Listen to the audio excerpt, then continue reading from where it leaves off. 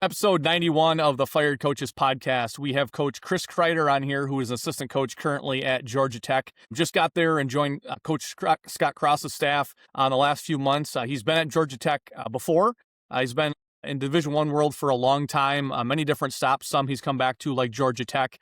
He's been at the NAIA D2 level, high school level. Really can't appreciate you taking enough time here, Coach Kreider, to sit down right before the live period gets kicked off here in July. No, for sure. Really looking forward to it. Thanks a lot for the invitation, Marcus. Yeah, absolutely. So, I mean, you've been a top connect guy at the old Villa 7. You're a D3 guy originally, Lebanon Valley. So love the D3 roots there.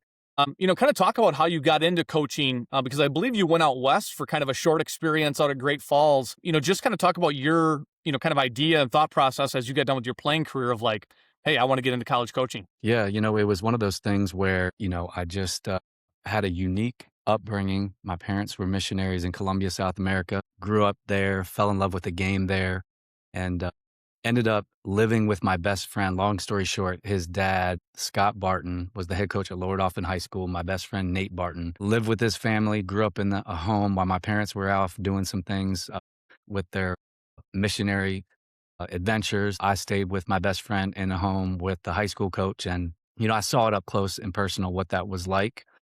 It piqued my interest a little bit, but at the time I didn't really think that I would go that way. And then fast forward, ended up playing at Grove City College, had a roommate, Andy Vlakovich. He wanted to be a high school coach. Him and I kind of bounced some things off around each other and talked about it. And back then the camp circuit was really big. That's kind of how you broke into the profession. So, our sophomore, junior years in college, in the summer we would go work camps.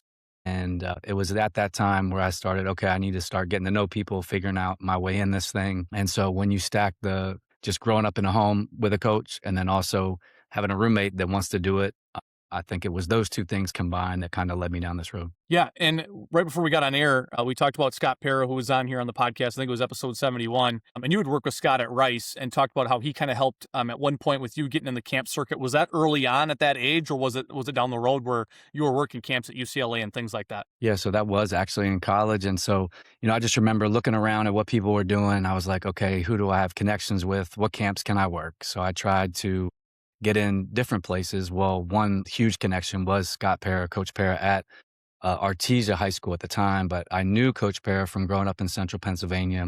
He was a high school coach, as you know, you mentioned. He seems like an absolute legend from his podcast. I mean, yes, a legend. And, just had a lot of success. So I watched his teams growing up, played against his teams in open gyms every summer. He used to go down to Anvil, Tuesdays and Thursday nights or whatever it was. That was a big thing in Central PA, playing in open gyms. So got to know him there. And then when he made the move to Artesia, had a connection there where he helped me get in camp at UCLA. So going out there, that was a great experience for me. A highlight definitely being one day, the legend at UCLA, Doug Erickson, was on staff for a long time. And Doug allowed me just to crash with him to work camp for the summer. And so I remember it was one day towards the end of the week, we're just hanging out after camp.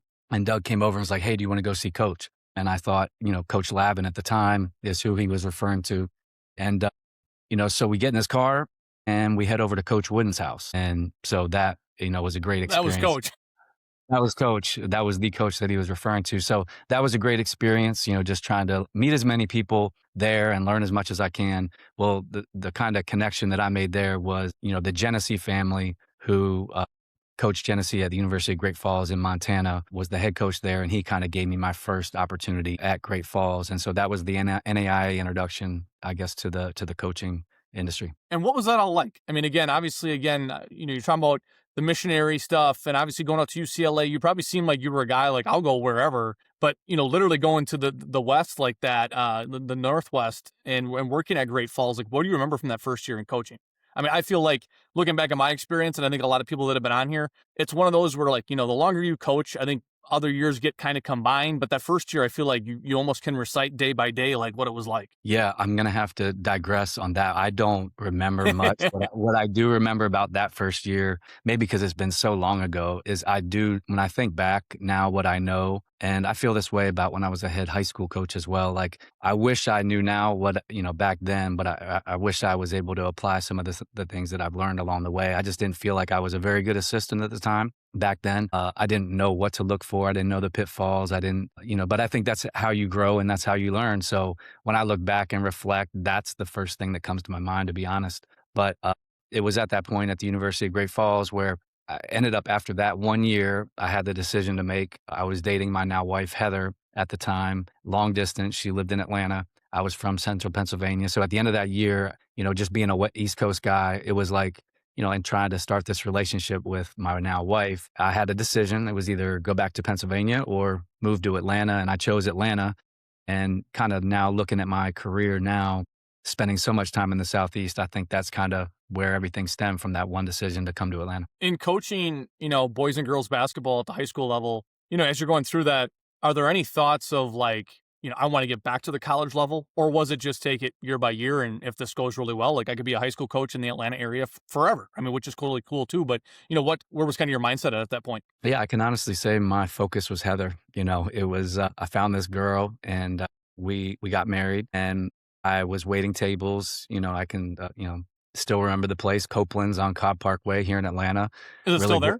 Really good Cajun restaurant. I believe it's still there. I haven't been there since I got here a couple months ago, but I need to check it out. And so was waiting tables and, just trying to figure out, okay, what am I going to do next? And I grew up in Colombia, spoke Spanish, and I was like, okay, what can I do to go with this thing? So applied for a Spanish teaching job at St. Francis High School. In the interview, they said, hey, I see you played basketball. Would you have any interest in an assistant, a coaching position? I said, for sure.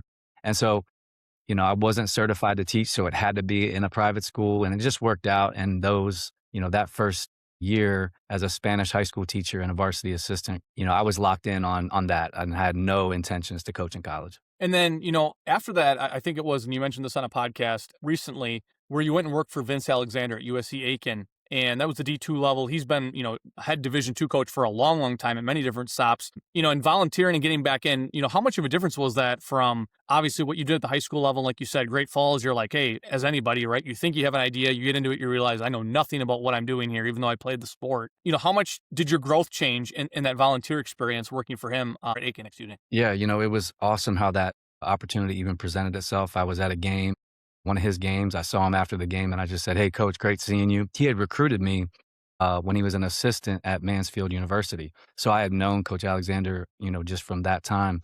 And I just mentioned to him, hey, if you ever need a volunteer assistant or just have an opening, let me know. And he's like, well, yeah, I mean, if you want to volunteer, come on.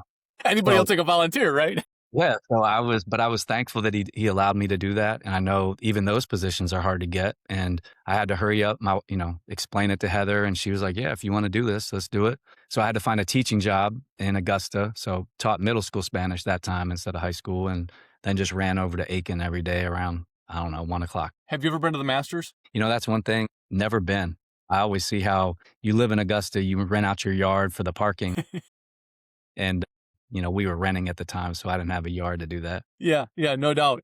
I guess going to Georgia Southern, then you're, getting on the floor of Division I, right? Like, and again, obviously having some experience down in Georgia. I mean, how prepared did you feel, obviously, for getting on the floor and kind of taking the experiences you just had into that role? Yeah, so from Aiken, I actually took another volunteer job at Georgia Tech. So that's kind of where the connection to Georgia Tech came. But it was at a volunteer role, and then the next year in an administrative role. So that was 2 years in the ACC behind the desk, answering phones, helping with camp and helping with logistics. And then when CY, Charlton Young, now an assistant at Miami, got the job at his alma mater at Georgia Southern, when he asked me to go, obviously I was very thankful for that. And, luckily it's someone that I had worked closely with at Georgia Tech. He was there for 2 years with me and I learned from him. And so I was kind of prepared as far as the information goes. Like I had the foundation, but now I had to put it to work. And whether that was on the court and in individual workouts, I had watched those up close. Whether that was recruiting, I had eavesdropped on all his conversations, and Coach Hewitt watched him closely. And so I felt like I was prepared, but you never know until you're thrown into the fire. And being in the trenches at Georgia Southern with that staff, Persian Williams, who's now at Ball State, Steve Smith, who's now at South Carolina, CY I mentioned, just great dudes, and learned a lot for sure at Georgia Southern. In some ways, having 2 years in an administrative role, Was that helpful to just kind of put all the pieces together from the backside of it? Like you mentioned camp, and obviously you're working camps at a younger age. And now that you're seeing just everything administratively, how much does that help? Because I guess I've never really asked anybody on the podcast that, for having a role like that and then coming on the floor and obviously coaching long-term like you have, how vital is that? Or do you think that helps you solve problems or just understand the whole picture where maybe somebody, I get it, you can figure it out as a coach, but if you've never actually done it and lived in it, where that's your primary job, how much does that help you? Yeah, I think it's huge. I learned a lot, and I tried to, I give this advice to younger coaches when I talk to them too. It's, I was in the ACC, but there was no pressure on me. I mean, my title was administrative coordinator, so I was at Georgia Tech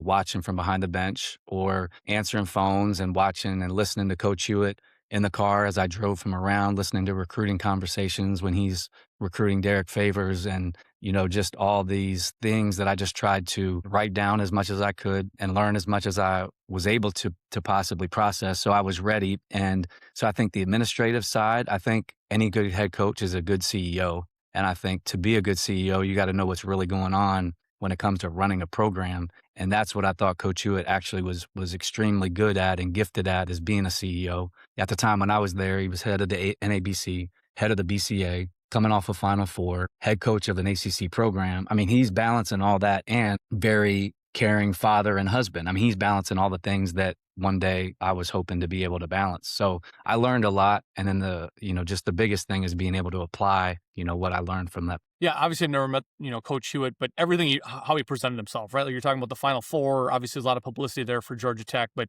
all the press conferences, just anytime you saw him, it was always like this. I always looked at him as almost like a college professor. It was just always very thoughtful. So again, you worked for him, obviously there, you worked for him at George Mason as well too. Like just what makes him, so special? Like you said, he's juggling all these different things and just, still a caring family member and everything like that. So like just what makes him special that way? There's so many things. I was just with Corey Edwards, who played for us. He's now an assistant at Creighton. I was with him this weekend out recruiting in Richmond. And, just when, as a coach, I think what you always want is your players to feel a certain way about you. And I know Corey and a lot of the guys that played for Coach, how they feel about him. So like, as I reminisce, he was a player's coach. And why do I say that?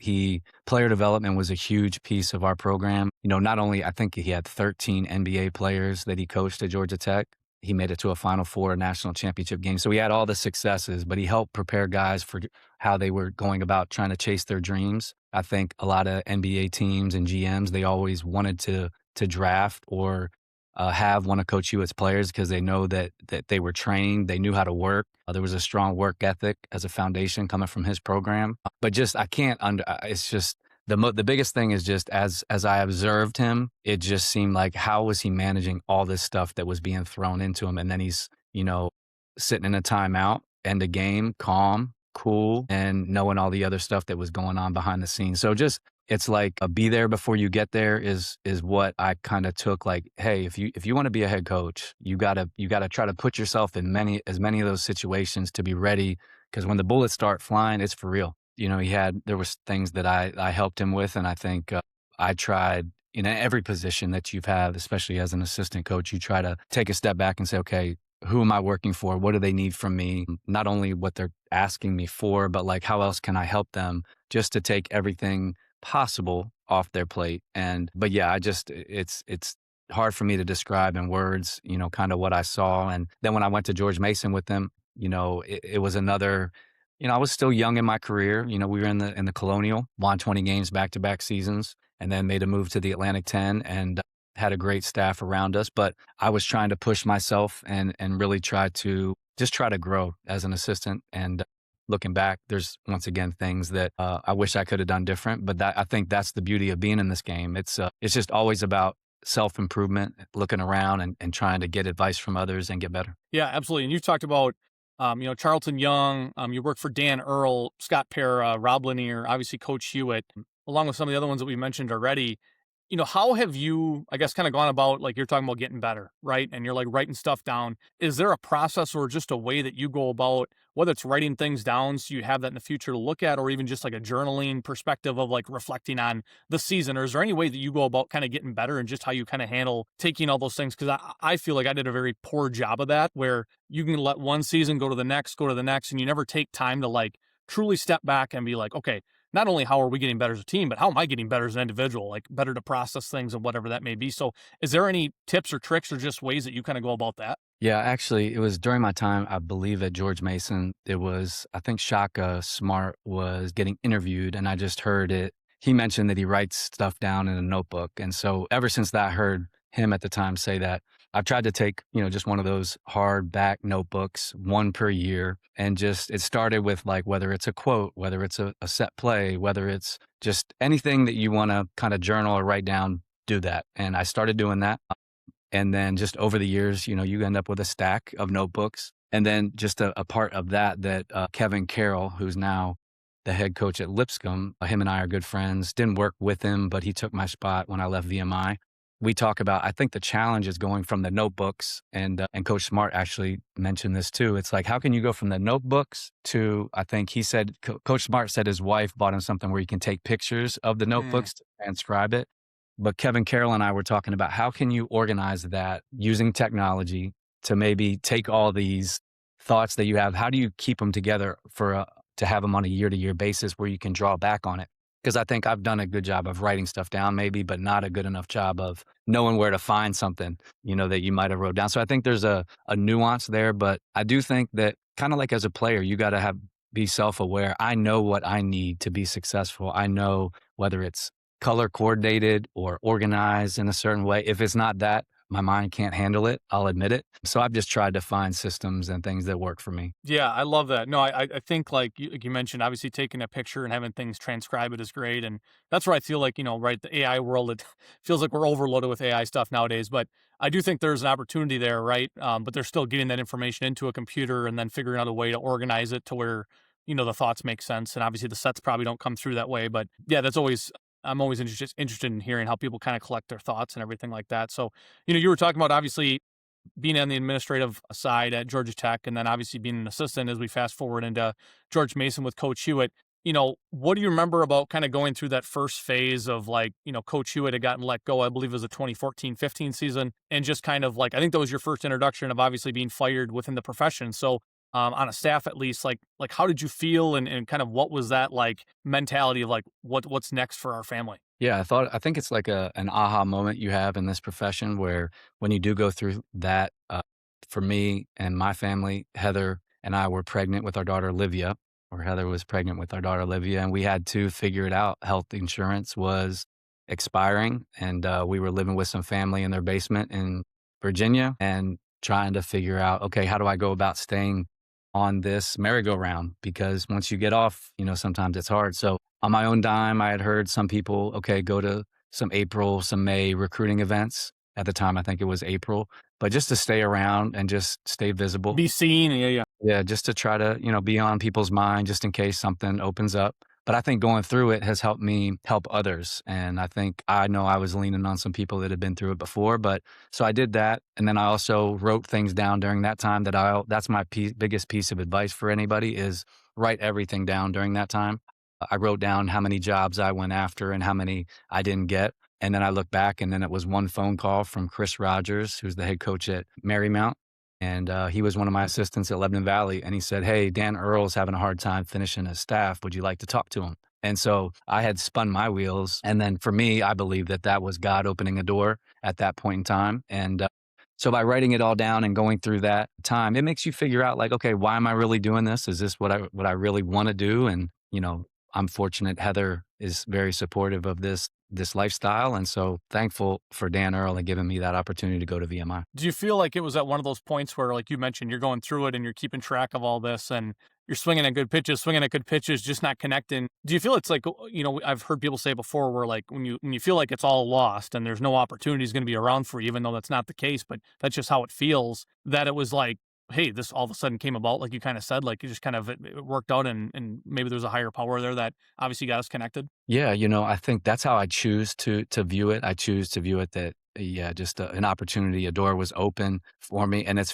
funny. Another thing I've always tried to keep track of, and it's, now it's in my notes app on my phone, and I try to look at it every off season, usually like coming back from the Final Four, I'll open it up, but it's like year by year. And it's crazy how everything is connected and you look back on these years and it's like how did you get to here? It was one relationship, or it was a friendship, or it was just an opportunity. But you got to be in the right place at the right time, be good at what you do. And it's not really, it's about who you know. See why I used to say this all the time: who you know gets you there, what you know keeps you there. And I think there's a mix of that. But there is a level of, opportunities have to present themselves, and then you got to be ready to move. Yeah, and don't get me wrong, across the country, there's a lot of great institutions, but you've had the fortune of working at, VMI, Georgia Tech, Rice, some really strong institutions. And we had Scott Wachenheim on here, who was the head football coach at VMI, which was a great episode. Just him talking about the challenge and how much of a better coach it made him. He's like, some of my better coaching jobs were at VMI. And compared to other places I'd been at, when, whether it was an assistant or whatever, and he goes, record-wise, you look at me and say, well, I think you're crazy because the record may not have shown for it. But, what did you learn in kind of that time with Coach Earl and just recruiting to a military institute like VMI? Yeah, Coach Wack was actually there when I was there. He's a great human being. I learned, obviously, the military. I had never been exposed to the military, let alone a military school. Coach Earl was coming from Navy, so he had a certain perspective that I leaned on a lot as an assistant. He knew what he was looking for. He knew how he wanted to play. He just had to learn the lay of the land at VMI. What I learned most off the top of my head in recruiting, you have to cast a big net at a place like VMI. Let's just call it, sometimes when I say the word 100, it sounds like a lot, but really you got to recruit almost 100 to get 5. You have to cast a big net. And so that means you have to collect a lot of information. And Coach Earl used to say it all the time. He talked about context clues. So you have to know what kind of person is going to be successful at a place like VMI, and you want to be upfront about what is involved, and you listen and look for the context clues as to whether that person could be successful at a place like VMI. So I think that's how he chose to operate. He didn't want to hide anything, in the whole process.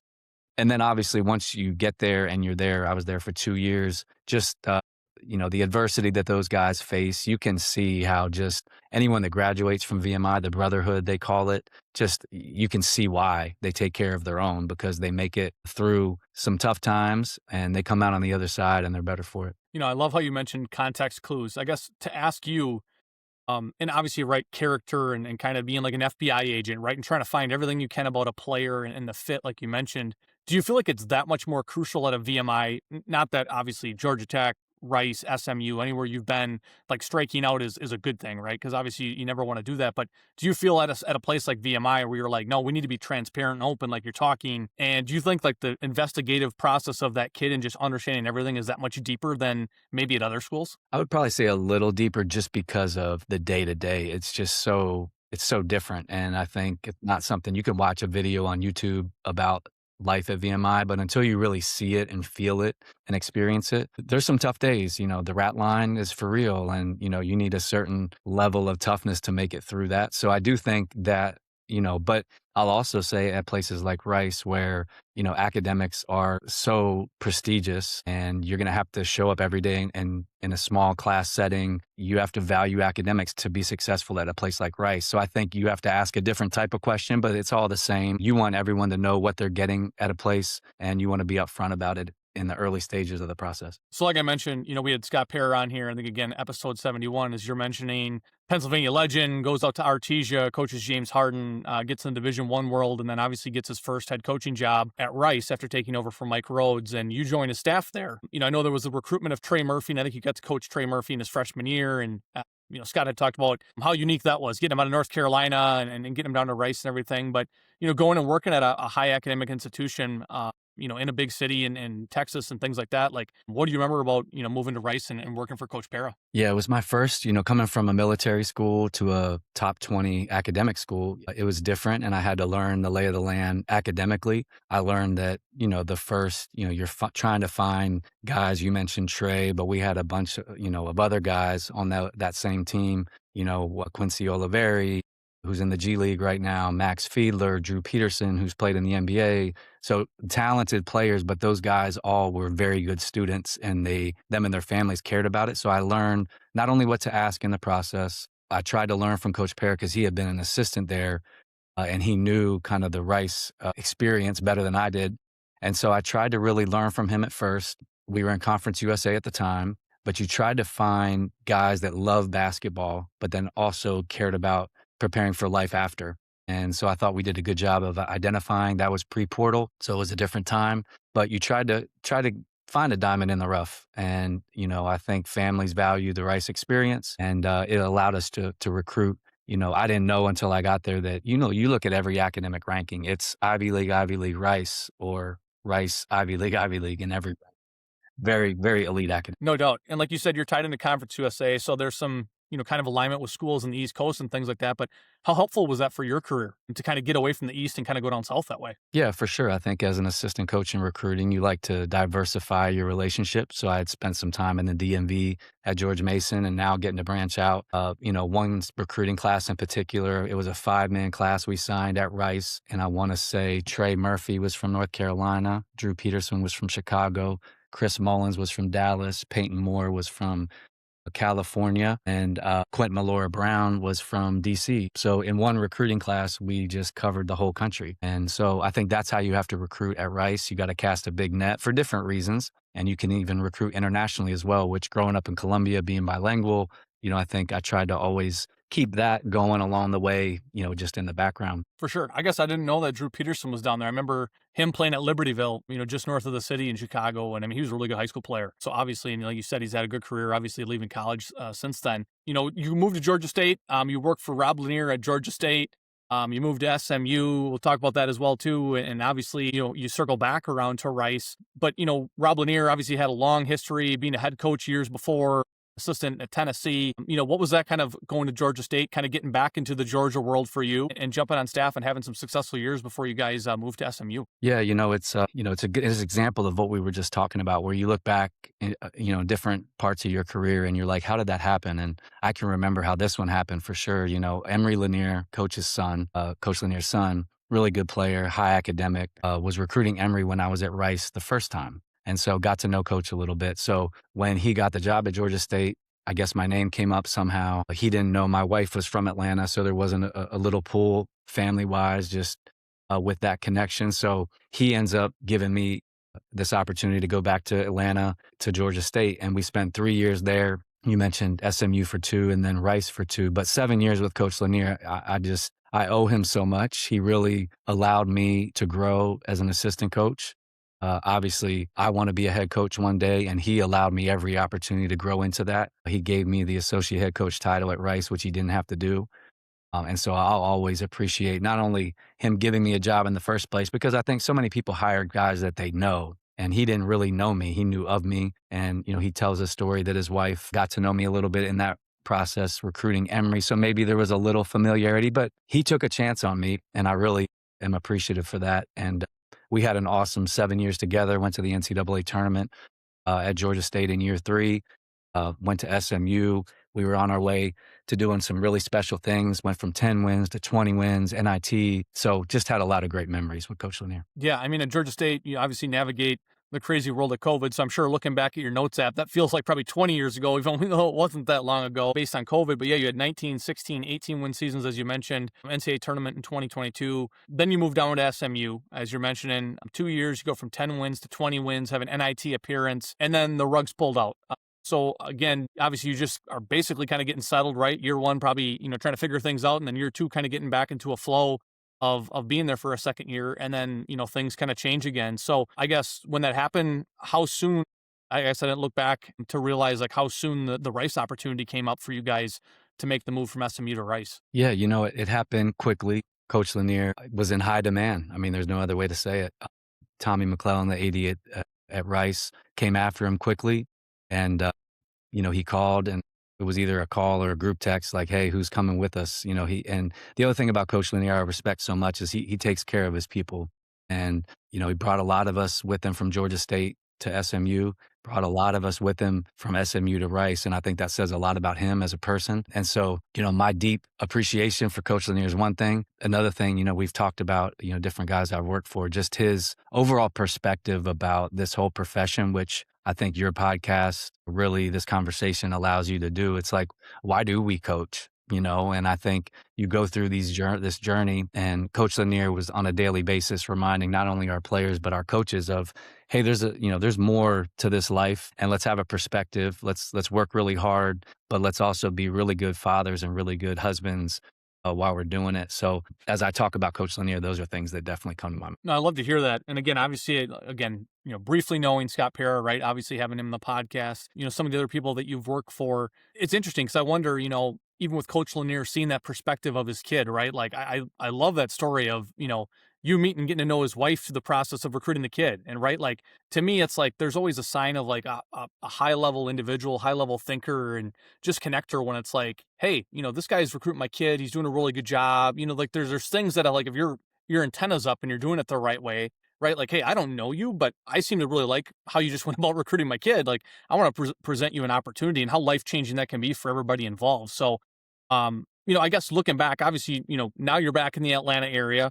I guess how great is that being back by family again? No, it's been awesome. Our daughter Olivia, having a chance to be back closer to grandma. My wife Heather, her sister, lives in the area, her best friend. So yeah, we're home and just really excited about this opportunity that Coach Cross has given me. And it's crazy. It's already July. Feels like we've been in the trenches already for a couple months, which we have. And yeah, just really excited to be here. Yeah, obviously Coach Cross has built, great programs at UT Arlington and Troy and whatnot.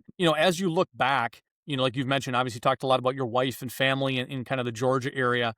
How have you been able to sustain success and working for great people and then still, being very present from a family standpoint as well, too, obviously with the moves and things like that that go on in the profession? Yeah, I think that's probably the biggest thing of all the things that we've talked about that I think just if you're self-aware, which I try to be, it's just something I can always get better at.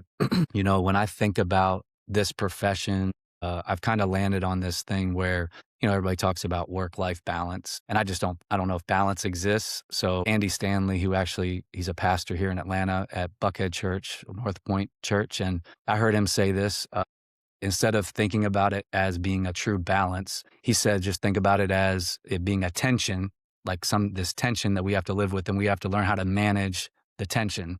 And it's a tension that's never going away. And so I've just chosen to view it like that. And so my wife is very supportive. She's down for this adventure. She is fully supportive in every way. But I want to try, because I think sometimes, it's natural to maybe take some things for granted and maybe be on your phone when you didn't have to be. So I'm trying to get better. That spoke real true to me there. Yeah. Yeah. So just trying to find ways to spend quality time, manage the tension on a daily basis, work really, really hard because the job is demanding and it requires that. But at the end of the day, I choose to believe also that life is bigger than that. And I want to be the best father and husband I can be along the way as well. What have you, looking back again, you've taken some time to kind of look back at times and things like that, going back to being an administrative assistant at Georgia Tech, kind of that first Division I experience, like looking back, like, do you think that years later you would be on the floor at Georgia Tech all these years later, kind of circling back to family and building something at a program that obviously you care a lot about? No, I would have never thought it. I'm extremely thankful. I'm excited. The job's just beginning here and I'm really looking forward to the journey. But just something I have been thinking about recently now, when you do come full circle twice for me, I walked back into Rice a second time and now I'm walking back to Georgia Tech and there's some familiar faces.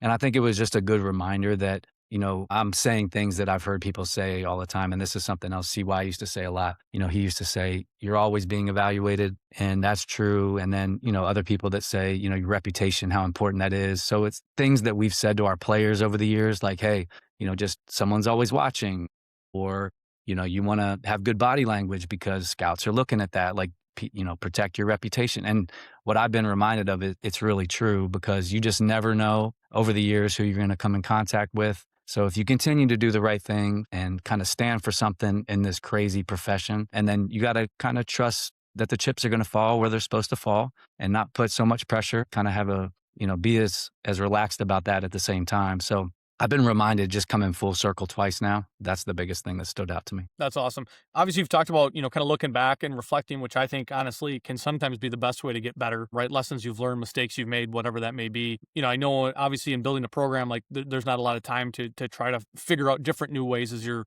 trying to put your stamp on stuff. But is there other ways that you try to get better throughout, off seasons or things like that? Yeah, I think it's just constantly challenging yourself and pushing yourself, whether I just think now compared to when I first got into this profession, I mean, now YouTube, social media, I mean, the internet's been there, but I just think there's so many ways. It used to just be you'd have to go to a clinic or you'd have to kind of find a group of coaches to get together with. But there's no excuse for not learning at this point, and I think it's about, everyone says be a lifelong learner. You got to find the way that makes sense for you to constantly evolve. And hopefully you're working for and with people that kind of push you on a daily basis to be the best version of yourself with it. But I think that's the fun part of coaching. How can you get better? Yeah, and I think I've said it on here before, but it's sometimes like the other way, right? Like you said, like you got to go to a clinic or you got to go work a camp or whatever to connect and learn things. And now it's almost information overload, right? And it's like, how can I figure out what really I want to dive into that's going to make me better?